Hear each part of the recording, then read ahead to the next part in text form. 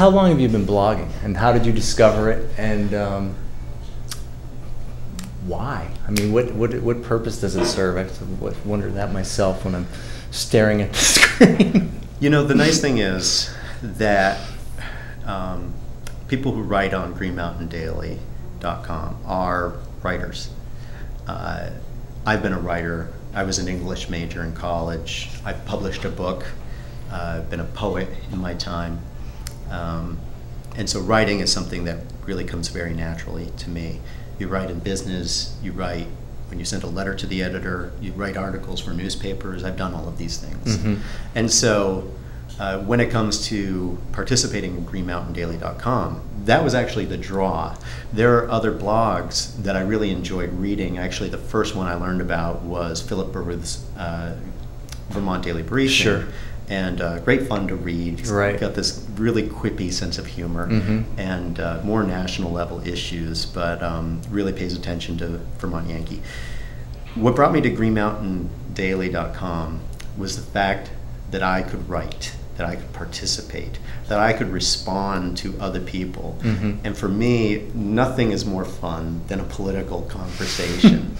Even when you're talking among people who generally agree on all of the subjects, it's immensely fun, right, to take the various different paths, right, that you follow to get to that point of agreement. Yeah, that's and the art of conversation, the art of argument and debate. That's really nice that it isn't such an echo chamber. That there's you know, shades of left and center left, and yeah. Also, like tactics wise, you know, is it okay to make fun of McCain's age or what? But there's plenty of room for dialogue, and you learn. Yeah, mm-hmm. And you've actually taken blogging kind of to the next level of actual citizen journalism with your Taylor Street Bridge video, and I just wonder how you followed through on that. Came up with, hold on a second, this bridge is awfully bouncy. I need to check. How did you come to doing that? Because what came to fruition was just excellent. You got a lot of people were glad to know what was going on under that bridge, and you got a lot of press for it. So just how did that? Once again, it really is more about how do you respond, and in what way do you respond. For me, the discussion about Vermont bridges was already active. You know, it began, I think, with the closing of the Middlesex Bridge on Route 2. It was a steel truss bridge, right, and at least one person, BP, brought that up, and then even provided a link to the Times-Argus website that gave a list of all the problems with the various bridges and when they were last inspected. But you know, I learned a long time ago, and there's a huge moment of humility as an English major and one who loves to write, that pictures say 1,000 words. And you know, when you have all of this data on a page, and we were going in that direction on Green Mountain Daily, was, you know, you have all of this information and it's all accurate and mm-hmm. it all makes sense, but it blurs before the eyes, you know, too much information, right, in a way that's hard to digest. How do you picture it? And you know, frankly, I mean, part of it was knowing the history of Vermont bridges. In the 1927 flood wiped out hundreds of bridges, well, at least 80 or so of them, and they were very quickly replaced with the steel truss bridge, and so that means that these bridges are 80 years old. Right. So if one bridge closes, that's the tip of the iceberg, and that, you know, driving in through Montpelier, as I do multiple times a week, you get on these bridges, and they're, you know, you're rattling around a little bit.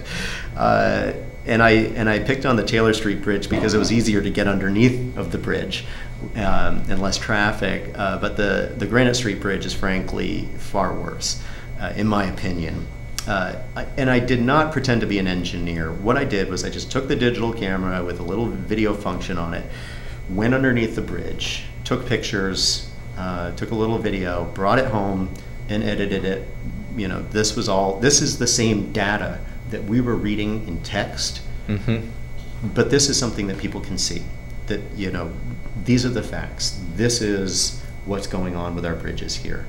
I think the most negative feedback that I got from that was was more of a positive. Someone saying, I should have gone to Randolph and taken a picture of those bridges there.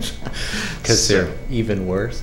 and actually, the greatest success that I felt about this video was that it did send a shockwave through the Douglas administration. It was very much a wake-up call for the fact that we need to do something about our basic infrastructure.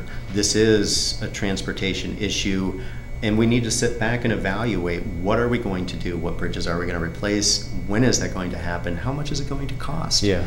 So, you know, if we just try to pretend that there's no problems here, you know, this is something, you know, this is reality. You go under the bridge, you take a picture, and you see what's going on. Right. Now, I don't know across the board how Department of Transportation's response was, but I did read in some articles where, I don't know, spokesperson was like kind of a don't worry, we're the expert, you know, citizen journalist doesn't know enough to assess.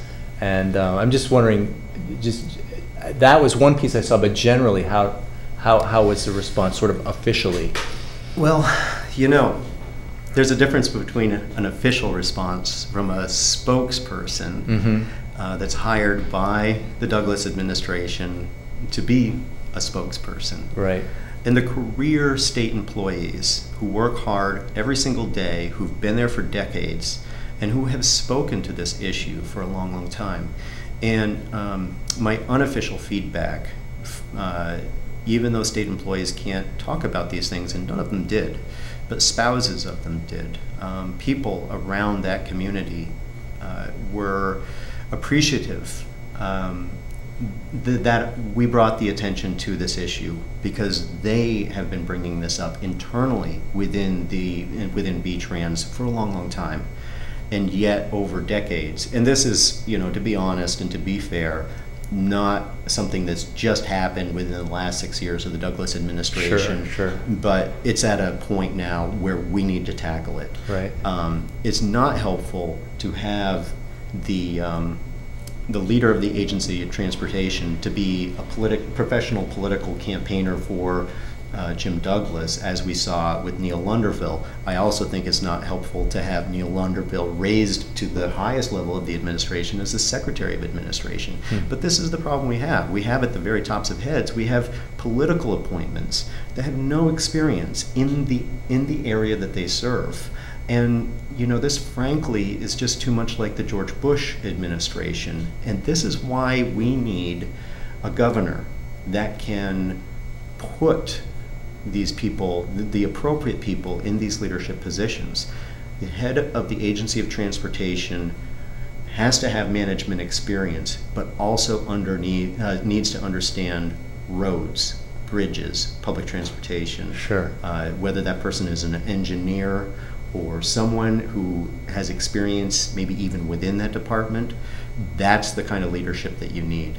Right. Because we need to open up the voice from the lower level, the mid-level, and even the higher levels of the Agency of Transportation and within every single department, so that they can create the change that they need to, and that they're actually frankly frustrated about in terms of not being able to do this. Another example, just quickly, is the in a railway system, we already have the money, the funding for the creation of passenger vehicles. They're called DMUs, and basically what they are passenger trains where each one has their own single engine. And we're ready to go with that.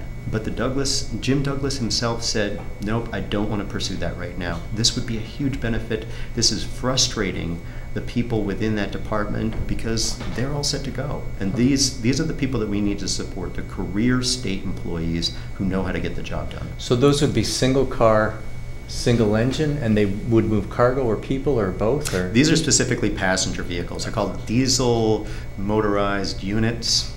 And they're rail cars. Each one has their own engine, a smaller engine, very efficient, and they're used in other places of the world. Frankly, if we have the money dedicated for this, then we should be doing this. This is not rocket science. This is just plain old work that needs to be done.